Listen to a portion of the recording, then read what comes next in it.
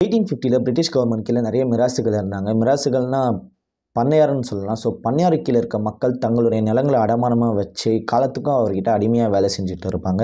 So அந்த கூட்டத்தில இருக்க விக்ரம் தன்னுடைய நிலத்த மீட்டு எடுக்கிறதுக்காகவும், மக்களுடைய நிலங்கள மீட்டு மக்கள நல்ல வழிக்கு கொண்டு வரதுக்காகவும், பிரிட்டிஷ் கவர்மெண்ட் கூட சேர்ந்து ஒரு அமானுஷ்யமான இடத்துக்கு தங்கத்த தேடி போறாரு. ஸோ போனவரு தங்கத்த கொண்டு வந்தாரா? மக்கள நல்ல நிலைமைக்கு கொண்டு வந்தாரா? அப்படின்றது தான் இந்த படத்தோட கதை. படத்தில் நடிச்சிருக்க ஒவ்வொரு ஆர்டிஸ்ட்டுமே அவங்களோட கேரக்டர் என்னென்னு உள்வாங்கி அவ்வளோ அழகாக பெர்ஃபார்ம் பண்ணியிருக்காங்க. அந்த கேரக்டர் எழுதின விதமாக இருக்கட்டும், அதை எக்ஸிக்யூட் பண்ண விதமும் அவ்வளோ சூப்பராக இருக்குது. ஃபர்ஸ்ட் ஹாஃபில் அந்த தங்கத்தை தேடி போகும்போது வர அமானுஷ்ய விஷயங்கள், ஸோ நிறைய சீன்ஸ் எல்லாமே வந்து நமக்கு 1000ல் ஒருவன் படத்தை பார்க்குற மாதிரி தான் ஃபீல் ஆகிடுச்சு. நிறைய இடங்களில் ரஞ்சித்தோட அரசியல் வசனங்கள், அதுக்கப்புறமா அவர் அந்த சில சில இன்ஸ்லாம் வைப்பார். அந்த விஷயங்கள் இந்த படத்துலையும் இருக்குது. அது எல்லாமே நிறைய ரசிக்கும்படியாக இருந்துச்சு. இன்டர்வல் வரைக்குமே படம் இந்த தங்கத்தை தேடி ஒரு அட்வென்ச்சர் த்ரில்லர் மாதிரி போனதுனால எங்கேஜாக போச்சு. இன்டர்வலுக்கு மேலே மினிக்கி மினிக்கி சாங் வரும். அந்த சாங்க்கு முன்னாடி விக்ரம் மக்கள்கிட்ட ஒரு டைலாக் பேசுவார். அதெல்லாம் ரஞ்சித்தோட அரசியல் சாட்டையடினே சொல்லலாம். அந்த டைலாக்லாம் அவ்வளோ சூப்பராக இருந்துச்சு. அதுக்கப்புறம் நடக்கிற விஷயங்கள் தான் ஓகே, படம் இனிமேல் இப்படி தான் போகும், இது பரதேசி மாதிரி ஒரு படமோ இல்லை கிளைமேக்ஸ் இப்படின்னா முடியும்னு நம்ம மைண்ட்குள்ளேயே வந்து நிறைய நெகட்டிவான விஷயங்கள் கிரியேட் ஆக ஆரம்பிச்சிச்சு.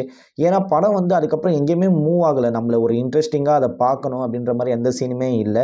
நிறைய அந்த அமானுஷ்ய விஷயங்கள் சீன் தான் திரும்ப திரும்ப நடக்கிறதுனால படம் அங்கே செகண்ட் ஹாஃபில் அந்த மினிக்கி மினிக்கி சாங் முடிஞ்சோன்னே மக்கள்லாம் ஒரு இடத்துக்கு போவாங்க. அங்கேயே படம் ஸ்டாப் ஆகுது.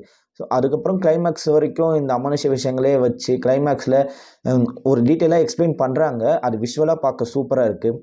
பட் படம் முடிஞ்சு வெளியே வரும்போது ஆடியன்ஸ்க்கு சில பேருக்கு இது புரியாததுனால இந்த படம் வந்து ஒரு மிக்சடான எமோஷன்ஸோட தான் நம்மளை வந்து சாட்டிஸ்ஃபை பண்ணுன்னு சொல்லலாம்.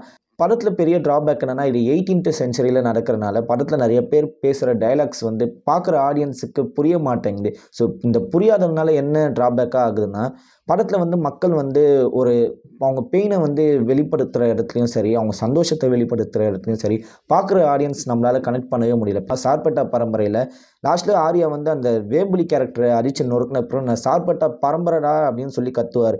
ஸோ அந்த இடத்துல நம்மளே ஜெயித்த மாதிரி நமக்கு ஒரு வெறி வரும். அதுக்கப்புறம் மெட்ராஸில் கார்த்தியோட ஃப்ரெண்டு ஜெயிலில் கோர்ட் வாசல்லையே போடும்போது கார்த்தி ஃப்ரெண்டு இறந்ததுக்கப்புறம் அப்போ நமக்கும் ஒரு மாதிரி இருக்கும். அந்த மாதிரி ஒரு ரைட்டிங் இந்த ரஞ்சித்தோட இந்த படத்தில் வீக் ஆகிடுச்சோ அப்படின்ற மாதிரி ஃபீல். ஏன்னா ரஞ்சித்தோட ப்ரீவியஸ் படம் எல்லாத்துலேயும் பார்த்தீங்கன்னா கேரக்டர்ஸோட ரைட்டிங் வந்து அவ்வளோ பர்ஃபெக்டாக இருக்கும்.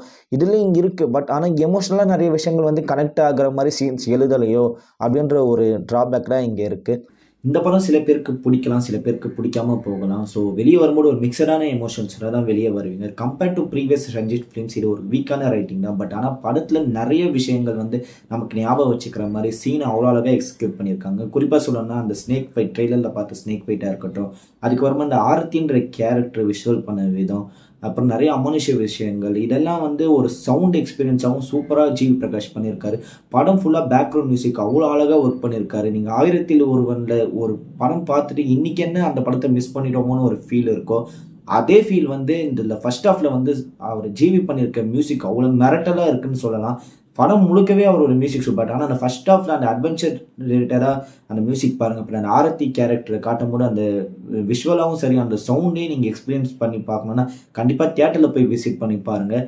தியேட்டரில் போய் பார்த்துட்டு இந்த படம் எப்படி இருக்குது இல்லைன்றது கமெண்ட்ஸை சொல்லுங்கள். நான் சொன்ன ரிவ்யூ வந்து கரெக்டாக இருக்கா இல்லையான்றதையும் கமெண்ட்ஸை சொல்லுங்கள். நன்றி.